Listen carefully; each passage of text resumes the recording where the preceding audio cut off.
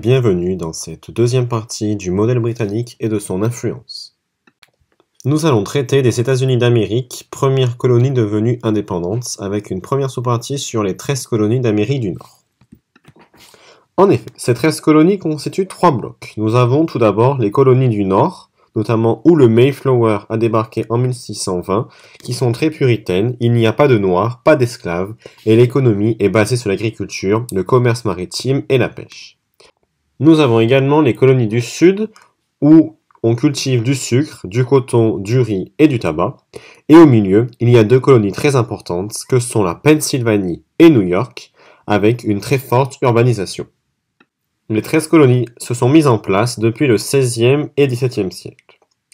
En 1763, il y a le traité de Paris qui met fin à la guerre de 7 ans qui s'est déroulée de 1756 à 1763.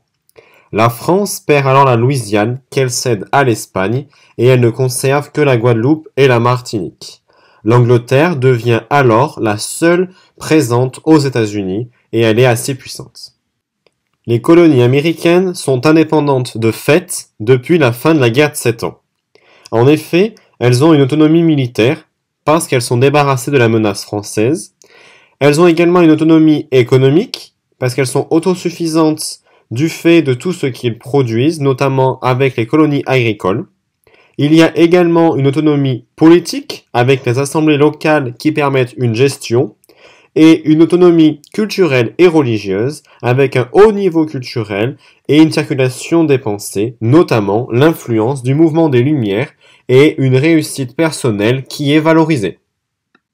Nous allons voir ici la période allant du 4 juillet 1776 jusqu'à la proclamation de George Washington en tant que président. Suite à la guerre de 7 ans, il y a un mécontentement des colons contre l'Angleterre qui grandit. En effet, l'Angleterre décide de lever des taxes dans les colonies américaines car elle estime qu'elle a dépensé de l'argent pour elle.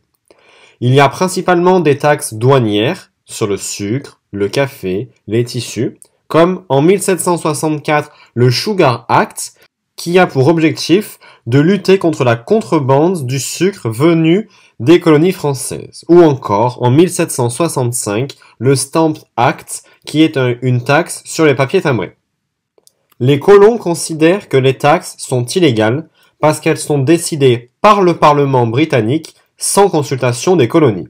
Donc, cela va à l'encontre des principes défendus par l'Angleterre elle-même, c'est-à-dire sans représentation, pas de taxation.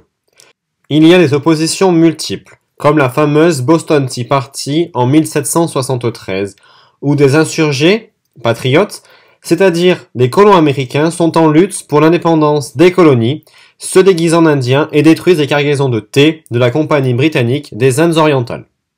La guerre d'indépendance commence en 1775. Des insurgés se soulèvent à Lexington contre des troupes anglaises.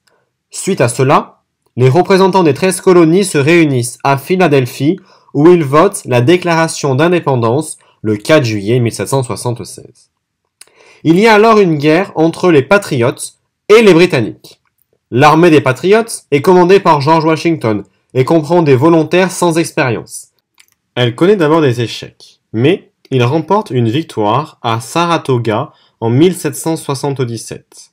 Cette bataille réussit à convaincre Louis XVI de signer un traité d'alliance en 1778 reconnaissant la souveraineté des 13 États des États-Unis et leur indépendance ainsi que la promesse d'une aide militaire, notamment aussi grâce à l'action de Benjamin Franklin venu en France à Paris.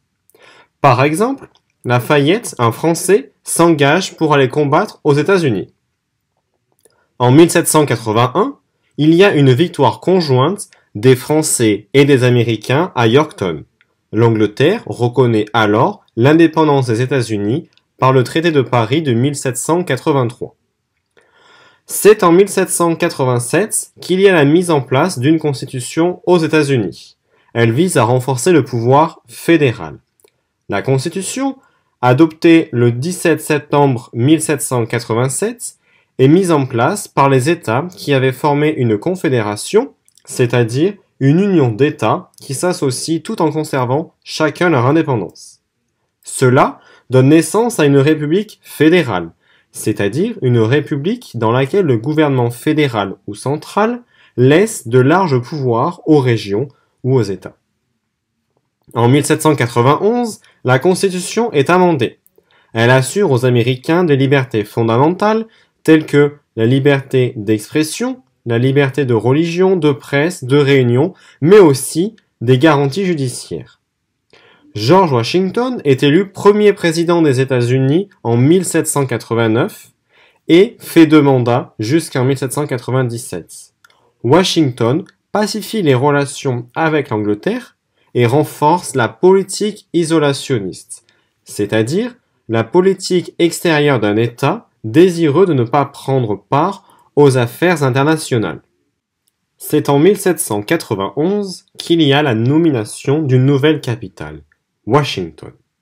Par la suite, on construit la Maison Blanche qui abrite le palais présidentiel et le Capitole où siège le Congrès.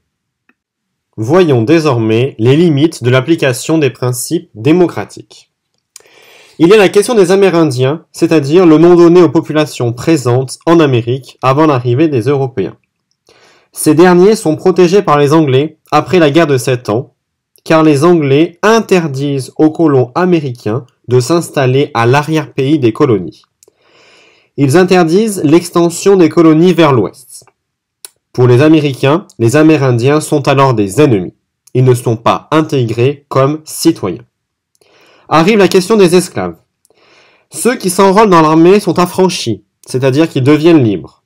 Sinon, l'esclavage domine encore. Par exemple, les États du Sud le conservent et le renforcent en bâtissant leur économie dessus.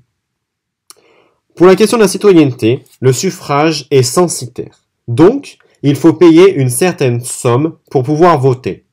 C'est-à-dire que seuls les plus riches peuvent accéder aux urnes.